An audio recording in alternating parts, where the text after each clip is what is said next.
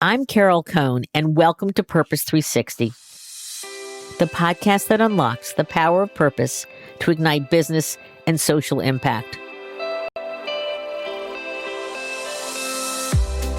Today's podcast is something very different. First of all, it's live conversations that I had at the recent Engage for Good conference in Palm Springs. It's also different because I'm wearing a sash, and you can't see it, but you should go to our website to see some great pictures. And it says Purpose Queen on it. Now, why Purpose Queen? Because Engage for Good was so generous to bestow upon me their Lifetime Achievement Award for all the work I've done over 40 years to shape the practice of purpose. Engage for Good, if you don't know about it. The conference dates back to 2002. It was started by a fellow named David Hesekiel, a wonderful gentleman who saw the beginning of what I had been seeing for about 20 years already. So today I'm going to share with you, besides wearing my wonderful sash, which again, you can see I'm blushing, but you can't, to talk with some of the leaders who were at the conference, who were talking about their business initiatives, their partnerships with not-for-profits, their point of view on philanthropy, and how to keep moving forward in these really trying times.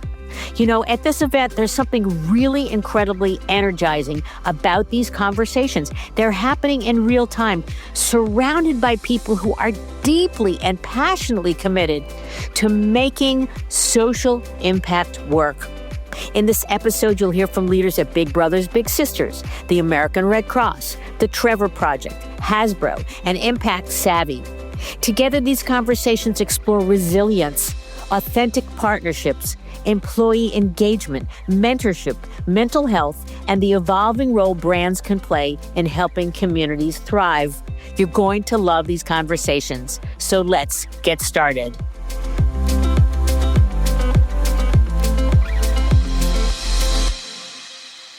So I have another wonderful friend at Engage for Good, and that's Bryan Klopack. And Bryan is from Big Brothers Big Sisters of America, one of my, dare I say, I'm not supposed to say this, but one of my favorite not-for-profits, led by an amazing CEO and friend, Artis Stevens. So Bryan, tell me about the conference. What's the reception to Big Brothers Big Sisters? You've won big awards here in the past, and you're the MC for the gala tonight. I am. Yeah, how'd that happen? It's actually a really funny story. Well, so first of all, thank you for having me. I've been a big fan, first-time talker, a long-time listener. I'm a big fan of all of your work. Yeah, so I became the MC last year because the year before I was presenting an award. And I had a few minutes on stage, and I said to Munir, listen, this is great, but these talking points are really boring. Would you mind if I told some jokes? And he said, oh, it's so dry. Please have fun. And I just had fun, and I riffed off of some things, and we had a good time. And I got off the stage, and he said, you need a host next year. And I'd done it with Michelle Waring, who was the co-host, and we thought it was just being polite, but then he invited us last year to do it.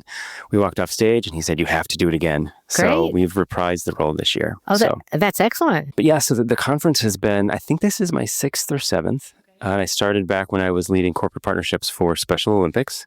It's very interesting to see the evolution of content. So explain that. Explain the evolution. I want to, in your eyes. Sure. So it's, one, the evolution of the enterprise from Cause Marketing Forum to Engage for Good and David Hesekiel's turnover to Munir, and it's all celebrating the same really, really important work through different eyes. So some years it's more leaning into inspiration, right, of just all the great missions that we work on. And some years it's more, here are actual business tools you need to do this work better, right? And this year I'm feeling a nice mix of that. And what I would say is this year I'm feeling a bit of a resilience, right? Last year there was this fear, and the administration had just changed. A lot was confusing for us. There was so much coming out in the news every day. Not that it's not continuing to come out in the news every day, but there was this kind of cheerleading, let's be bold, let's get out there. And then a year of very complicated news came out and challenging space for all of us. But now I'm feeling more of there's this quiet resilience, right?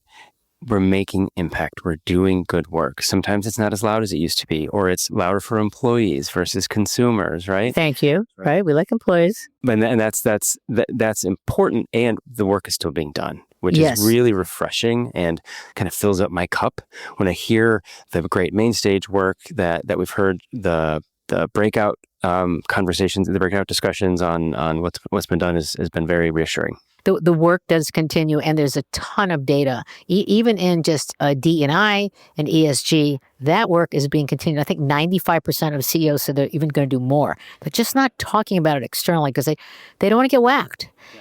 And it was like such resolve. And so, in my presentation, I didn't get to talk about the segmentation of the leadership. But, there's a large group of maybe the quiet ones, but they're doing the work. And when we get out of the current situation politically and economically, it's still not that bad, which is kind of crazy, you're going to hear more. But who's paying attention to that? And you know this better than I do. They're employees, yes, right? They're totally. Key stakeholders, right? And they're proud to see their leadership living their values. And they want them to live their values. Yes, and, the Gallup percentage, only 21% is engaged. Over $8 trillion of lost time and commitment and effort. I often coach my team on the corporate side to focus on, so we don't look at ourselves as a charity for the needy. We are a nonprofit business filling a need. And how do we become, for our partners, not a beneficiary of their charitable giving? I want to be their business partner. What business challenges are they needing help to solve? For us right now, we have a number of massive global corporations who are looking at the future of their workforce. And they need to expose more young people, 18 to 25, which is our fastest growing demographic of kids we serve, youth that we serve, exposing them to different types of employment. So whether it's with one of the yet to be announced, but world's largest hotel brands, to quick service restaurants. The hospitality space is such a great introduction into the employment world. And if college is not for you, that's okay. But our goal is that every child graduates from high school with a plan for what comes next. So 20% of our youth are 20% more likely to go to college. And for those who aren't, we can expose them. A lot in the skilled trades. There's a tremendous amount in terms of BlackRock doing it, and Lowe's is doing it. Lowe's is putting in $250 million to educate 250,000 youth into skilled trades. And we need the skilled trades. And plus the hourly rate, the wage they're going to get, $20, $30, $40, $50, $60, $70 an hour. Yes, that's amazing. Because we need tradespeople. Yes, and that's just it, right? They have a need for tradespeople. Our community has a need for social capital and being connected to opportunities. Yes. So this is we are in June, we'll be announcing a very large partnership with our hotel brand, yet to be announced. This, maybe you'll hear it here first, but that's very much focused on that intersectionality of their need, our need, and together. And they've said, yes, this is good for the community. Yes, this is good for the backyards where our employees live and work, but it's good for business. So what are your greatest challenges these days? Actually, my biggest opportunity at Big Brothers Big Sisters is no challenges, they're all opportunities. All opportunities, of course. We enjoy incredible corporate and foundation support. And we have for many, many years. And it's continuing to grow, which is fantastic. We have 20 million alumni. Oh, that's right. In this country right now. Bigs, littles, families, champions of this work. And we haven't asked them to be our army of supporters, whether that's donating or volunteering again or engaging their communities, right? So I'm 8 months in to the organization, and it's a big priority for me to continue to grow our corporate work and all of that really important human infrastructure we just talked about. And also open up a whole new world for us, whether it's through peer-to-peer or a direct response program, to light a fire underneath this 20 million. That's incredible. That can latch onto the hope and the impact that we create as a mission. And so will the social issue umbrella be mentoring? Could be. It could be. It could. What we're leading into right now is that social capital, right? Whether you're an alumni or not, everyone has someone who helped them along the way. Whether that's filling out a FAFSA or how to fill out a resume for that, your local church's chicken, right? Someone helped them do that. So to give back to the community, the next generation, kind of tapping into that piece, but we're still working on it. But you have the greatest depth in mentoring. So you might expand the umbrella. Precisely. So do you want to tell us, artist does this great, but I'm going to challenge you. Do you want to tell a story of just one great mentoring story? Oh, do you have one? Can I give my own good mentoring story? Of course, sure, yes, absolutely. Yeah. So I grew up in a wonderful community in the south side of Chicago. My dad was a teamster in trucking, and I have 3 siblings, all with disabilities. So my parents were very busy, and my parents barely graduated high school. They'll tell you that they did it through the skin of their teeth. So I didn't have a mentor to show me how to fill out that FAFSA, how to go through the steps, right? But they knew that they wanted me to go to college. They didn't know how to help me get there, right? And my mother also worked in janitorial service. So I worked with her every Sunday and Wednesday. We went and we scrubbed toilets. And at the time, I was so embarrassed of that. And I'm now embarrassed of how I felt about it, right? Because they were sacrificing so much. And in that process, actively helped me through local organizations find a mentor to help me through my college journey. So then I got into college and then had a local mentor there at my undergraduate university, Drake University, who saw me at the beginning. I didn't do very well, right? Because I was no longer the janitor's kid. I was kind of reinventing myself and wasn't focusing on my studies. And I had a mentor. His name was Bob. He's in Minneapolis. He's a Lutheran pastor now. He's a great guy. And he said, What are you doing? Right? What do you want out of this experience in college? So fast forward, he got me on the straight and narrow. I got a 4.0 from there on. I was student body president my senior year. That's great. I went on to work for the United States Senate to lobby for education support for communities like mine. And that's because of mentors. Wow, that's a great story. And then I committed the rest of my life to working in the nonprofit space to support communities where I came from in ways that can lift them up the way that they lift me up. So when you got the job, yes, how did you feel? It was a very personal moment because the story I just shared with you, Carol, I haven't told a lot of people. You've told a lot now. I did know. The audience knows. It was a visceral feeling of that is my truth and that drives me in this work. And if I can help grow our mission through that truth that drives me, I'm excited to talk about that and open up the door because there are people like me all over the country. So I was very excited. Day 2, I was a little overwhelmed. We move so fast as an organization. Artis Stevens, as you mentioned, our CEO, is prolific. He's a visionary. He opens so many doors, and I need to build the infrastructure of my team so that we don't slow down. We can move with all those new connections, and that's hard, and that takes some time. That's exciting. It's very exciting.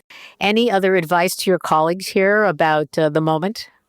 Folks who come to Engage for Good, we all have incredible missions, right? Everybody's doing really important work here. And again, we are all nonprofit businesses filling a need. So don't listen to a panel discussion and just chase down every corporate partner that's there. I'm speaking to the nonprofit folks now, but find where you can be a good business partner, right? Listen for what's working, what the needs are for that business and their strategy and how you could... Where's the value that you can create? Yeah, precisely. That's where the magic happens. So that's where I've had great success in the past. And frankly, that's what they're looking for as well. As we wrote in our Breakthrough Not-for-Profit Branding book some years ago, that our favorite thing was determine your goals, my goals, and shared goals. Yes, I love that. And the intersection of the shared goals and really talking about them and then listening to the good, the bad, and the ugly, that's where the magic happens. It's magic, exactly. And one more point I want to put on that, the importance of stewardship. Of these partnerships, they cannot be transactional. Those die fast. Right. They're short-term. Right. Make them year-round. And also, we're all people. So getting to know your partner as a person, getting to know their birthdays, what their kids are doing, right? We're all people. That makes it so much more rich. And it makes the difficult conversations easier to have. That's great. So thank you. Congrats on your new role, being at one of my favorite places. Thank you so much. I'm so excited. I want to see you in the parade, the Macy's parade next year. I did it this last year. It was absolutely fantastic. You did? Did you sing on the float? You did. We walked. I was a pace walker with Sam DeScipio and our crew of matches who actually led the lead parade. So I'm not saying that I was the parade master, but I kind of was the parade master. Oh, fun for you. Yes, it was a lot of fun. But yeah, they're a wonderful partner of ours. They are a fabulous partner of yours. And I can't wait to see what's going to happen next Thanksgiving. Yes, we will see. We will see. Okay, thanks. Well, thanks for joining us on the show, Purpose 360. Thank you so much. Thank you for all the work you've done for this community.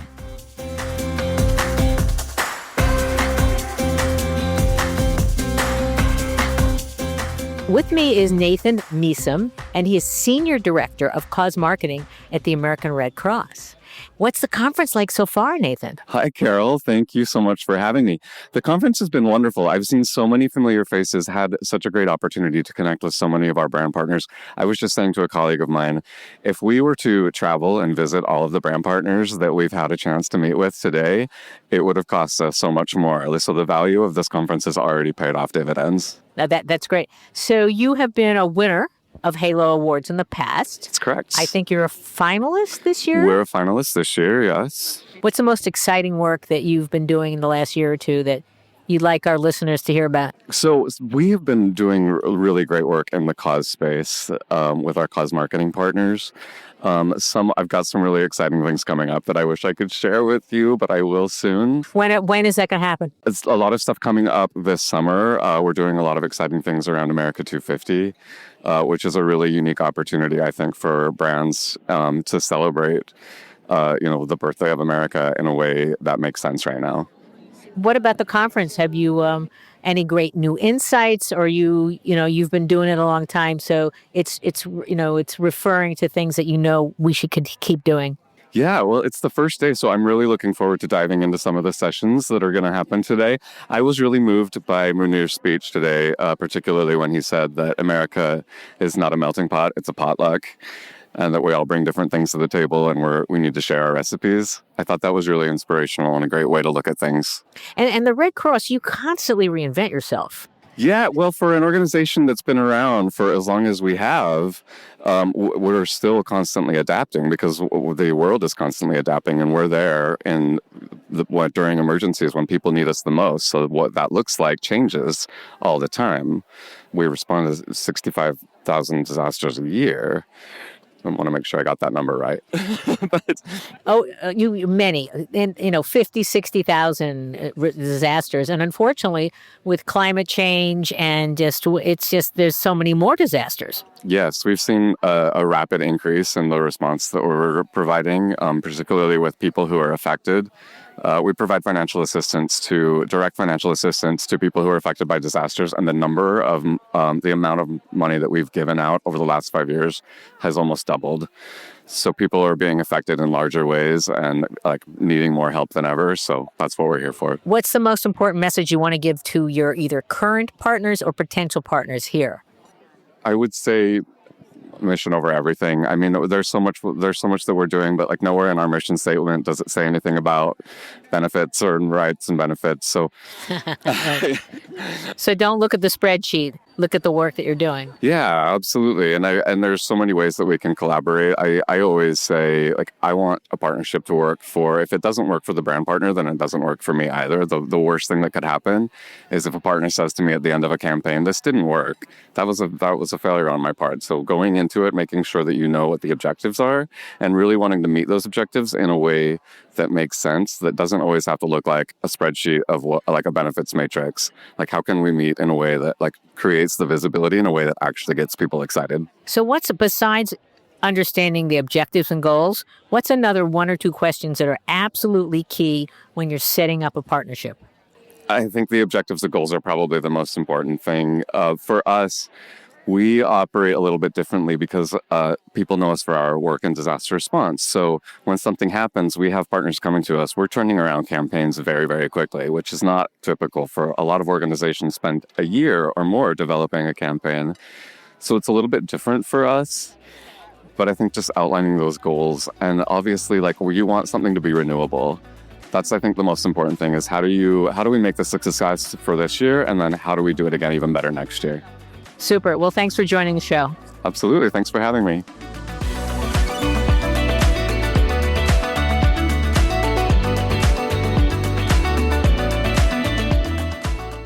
So with me is Deb Barge, and she is from the Trevor Project, which is really, really important in these times. And we're engaged for good. And so, Deb, explain what you do at the Trevor Project and explain for our listeners what the Trevor Project does. We'll start there. Let's start there, Carol. Thank you so much. It's always an honor to sit alongside of you. You are genuinely the shero in the movement. Thank you. I love being a shero. That's great. I so appreciate you. So know you are that mentor, idol, icon that folks like me look up to. Thank you. I'm going to give you your flowers for a minute. You help listen in a way other people don't listen so that you can help brands and causes like us unlock their magical connection. Great. Thank you. But tell us about you. Tell us about you and Trevor. I am honored to be at the Trevor Project, and the Trevor Project is 28 years old. Congratulations. And many don't know, started because 28 years ago, there was a tie in the Oscars in a short film category, just like there was a tie in 2026 in the short film category for a film called Trevor, about a young boy, a fictitious story, who was in high school and attempted suicide because he was gay and being bullied and didn't feel he had support. At the end of the movie, the team put out a call line, realizing maybe we should offer support in case you feel you have someone to call. Remember, this is 28 years ago, so you watched TV for real. It aired one time. It was on HBO. And then that night, for the very first time it aired, over 1,500 kids called and said I needed help. And from then on, the Trevor Project has had a 24/7 crisis line, phone and text now, and of course online, for all LGBT plus kids across the U.S. and Mexico who feel that they may be considering harm of themselves. We operate this line because over 1.8 million kids in the community consider suicide every year. Wow. In the LGBTQS community. So I'm honored to be at the Trevor Project. That's great. Because I have 2 children that are in the LGBT+ community. And I know firsthand how important it is that we're showing up both for that moment of crisis, but beforehand. So what's really keeping you awake at night? That's a great question. I have a joyful role, Carol. I get to be the Chief Advancement Officer, which in our world is relatively new. We're development and marketing. So I get to think up at night about the brand. How is the brand staying vibrant for our community? How do kids know how to find us? And how do supporters know what we do enough to want to invest? It's a different conversation than just owning development or fundraising. And on the other side, I'm keep up at night because last June, we lost $25 million a year from the federal cuts of 988, which we were receiving. It's every year it's gone. Right. So now we need to replenish it. How do we find people to lean in and help us serve more kids? And how's it going? It's going okay. We had an emergency lifeline campaign like when there's a hurricane, and folks stepped up to help us make it through year 1. And now we're building the foundation for what's sustainability look like. Right. And the issue that you support is not in favor. So how are you operating in that environment? When it's important what you do, it's critical, but you don't want to get brands don't want to get their heads knocked off. It's really tricky in this time. So I'm really proud of the brands that are still boldly standing alongside us publicly, not just quietly. Will you name names? There's a few brands that are quietly saying, don't put our name right now, we're scared. But there are brands like Abercrombie and Fitch, 16 years they've been our partner. 16 years. They are still selling product in store that supports the Trevor Project. That's fantastic. They are marching in pride parades with us. They are leaning in every way. Right. MAC. Yeah, I love MAC. I'm a MAC girl. Well, you need to buy your Viva Glam because your Viva Glam absolutely supports the Trevor Project. Of course. Yes, absolutely. 100%. And they gave a new $1 million gift because of what happened in June. Wow. Good. And they did it publicly. We got to do media around it. They are all in from employee to customer. Great. Okay. Anybody else want to mention? Lululemon. I'm a Lululemon girl too. I mean, aren't we all? Yeah. And really proudly, I like this one because I think people don't realize the NFL. Really? And then I know that there was a player that came out. Yes. And Carl Nassib. Right. The NFL's been a partner since Carl came out publicly as the first openly gay NFL player 5 years ago. The NFL gives every year. And just this year at the Super Bowl, the NFL's diversity leader and our CEO took to Adweek stage and told our story. That's fantastic. They continue to engage their employees, use our training so that they are supportive in their community. And that's probably when you don't normally think of being with the Trevor Project. No, not at all. I mean, you think NFL, you think beef, giant guys. So what's been the response here in terms of your, meeting with either current prospects or maybe partners? What's been the response? The interesting part that folks are really leaning into is their employees. Everyone knows they have employees that are in the LGBT plus community. They have employees whose kids are, and they want their employees to know they stand alongside us. So while they might be maybe not using their media, maybe not using their brand externally, they need their workforce to know they stand alongside them. So they're leaning into those employee engagement moments we bring. That's great. And any special programs that you want to talk about internally that are working? Yes. A couple of things we do really well and people really love. We do care and ally training. So we'll come into your workforce and we'll talk about why it's important to be a good ally and what that means. Why do pronouns matter and why do we use them and why does it matter? How is the data showing that when you use my gender preferred pronouns, I'm less likely to have mental health challenges, which then for an employer means I'm more likely to show up to work on time or maybe have less sick days and less insurance claims. I also might treat your customers with that same respect and they'll have more loyalty. So those trainings are so simple, but they really do make an impact on the bottom line for the customer and for the brand. Absolutely. Value creation. That's right. Yeah. That's really, really great. Anything else that you want to talk about in terms of how you're developing new programming for internal? Absolutely. The other thing that a lot of our employees are wanting in all these brands, especially those that may have a retail workforce or a remote workforce, they want a reason to gather in person. What do we do together? We allow them to do what everybody wants to do. They want to stuff a kit. They want to create something, right? Kitting's the favorite thing to do. We let them stuff a kit for the person answering that crisis line. We have thousands of volunteers that actually staff the crisis line. Answering the crisis line. What's in the kit? The kits are wellness things for the crisis counselor, whether that is a well-being journal so that they can take care of themselves, positive affirmation resources, stickers, stress balls, other things that might help them even in the sensory space restore themselves so they can answer the next call or answer the next text with their full self and support the person on the other line. That's great. It's powerful. That's great. The other thing we've been doing a lot of, and this has been coming alive at a lot of these gatherings like this, conferences, in persons, you want to write a positive note to that kid calling. And so we've been doing a lot of that where it can be an anonymous person. And the reason is we know that 40% of the young people who have one positive adult in their life or that feeling of one positive adult will not attempt suicide. So that little note can literally save a life. That means These little things help employees have a physical way to touch a mission that may not feel like something you can touch. And how did you, these are like little things, but you discovered them. They're little, these beautiful gems. How did you find them? Oh, we listened.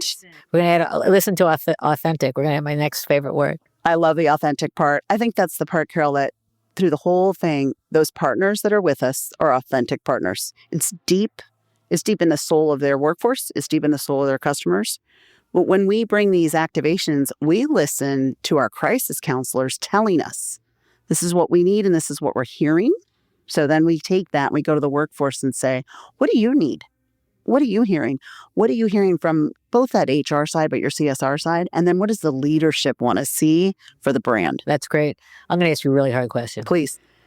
Oh, look, you just got this invitation to go to the White House to talk to the president. What would you say to President Trump? Wow, that's a really bold question. I knew it's a tough question. I love it, though, because here's the reality. We are a purple cause. All we want to do is be there for every young person because our mission, LGBT plus humans are humans. This is a human issue, and we are dealing with a health crisis. We already know. Surgeon General told us we're in a loneliness and mental health crisis in this nation. And suicide is an epidemic. Yes. We're here to help solve that. We're actually part of the public health system, if you think about it. When you operate a 24/7 public health line, we're just like your emergency response team here. And we're helping not only that person on the other line, we're helping society provide a vital service. So I hope as the president and our representatives and anyone else, We simply see this as a human mission that's supporting our nation and our people. That's beautiful. Well, Deb, they are very fortunate to have you. You've been at many incredible storied organizations, but this might be the one that really touches the most deeply in your soul. I think that you are spot on. I think, Carol, we all do this work because we love it. None of us would be in this industry if we didn't. And as we grow and evolve, I started at March of Dimes when I was pregnant, and now I get to be in a mission that's aligned to my children today. We all get to give our heart in the meaningful way. And thanks to your leadership, we also know we can bring our brilliance too. That's what great way. So thanks for coming on the show. Thank you. And keep up the fantastic work. And congratulations to you on being recognized here. We are so grateful to have you. Thank you so much.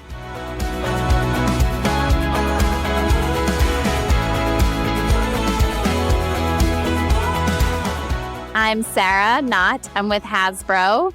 I've been there 10 years. I'm the Director of Philanthropy and Social Impact. And this is, I think, my 5th conference. And what do you think of the conference so far? It's really nice to be with like-minded people who are experiencing the same things that you are experiencing, meeting nonprofits that are trying to do good work. And this field in corporate can feel sometimes like you're on an island because your team is small. It's no one in the company is doing what you're doing, and being with people that are experiencing what you're experiencing there's something so valuable about that. That's terrific. And has anything stood out for you so far? We've had morning sessions, the first full day. Yes. I think there's a lot of amazing solutions in tech for helping scale programs in ways that we can't do alone. And anything really big or special that Hasbro's doing that you'd like to highlight? Well, next weekend, I don't know if you've heard, but Daddy Pig of Peppa Pig family is running the London Marathon and raising money for the National Deaf Children's Society in the UK because his son they just found out he's moderately deaf. And so we've been working with the National Deaf Children's Society to spread awareness about that. And we're really excited. And he's got kind of short legs. He does. Gosh, that's a lot of strides. A lot of for that stride. marathon. He has celebrity trainer Joe Wicks helping him. So, yes. There you go. Super. Well, thanks for joining us. Thank you.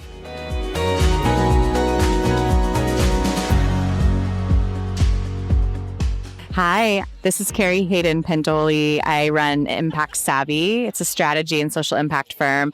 And I'm here because I have been attending this conference since it was the Cause Marketing Forum. Right, with when David. I was a graduate school intern, I helped check people in New York City, one of the very first gatherings of the Cause Marketing Forum, and I think in 2005. And I must have keynoted. Yeah, 100%. There was like 45 of us in a ballroom, like in the Marriott with no windows. Exactly. So I've just been such a huge fan of the evolution of this work, what it means for companies to demonstrate purpose and do that through strong partnerships with nonprofits. I love that. What are one or two of your secrets for the most profound partnerships? Oh, goodness. I'm a little biased because I spent time at DonorsChoose.org. Love Donors And Choose. DonorsChoose.org is a multi-time Halo Award winner for several of their partnerships, and the campaign that they did with Crate and Barrel to really innovate giving cards and gift cards really kind of changed that landscape alongside Kiva with what it meant to give philanthropic dollars in the hands of the consumer in $5 and $10 and then convert them into longtime supporters. So that is one of my favorite examples of a collaborative campaign that's still going on today. Yeah, it is. And that's great. Any other insights into making the relationship work really hard? I said this earlier to this group. This is the CISM group, the Corporate Social Impact Members Group, who are members of Engaged for Good, and they meet quarterly as corporates to discuss challenges.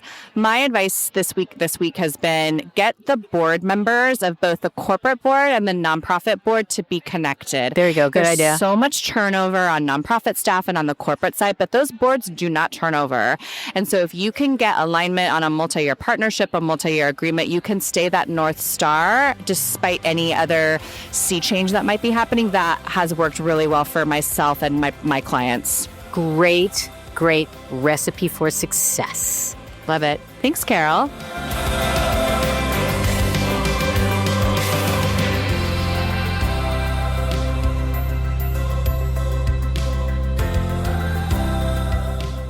This podcast was brought to you by some amazing people, and I'd love to thank them.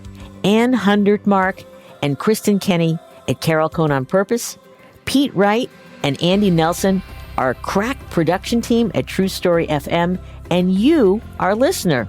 Please rate and rank us, because we really want to be as high as possible as one of the top business podcasts available, so that we can continue exploring together the importance and the activation of authentic purpose.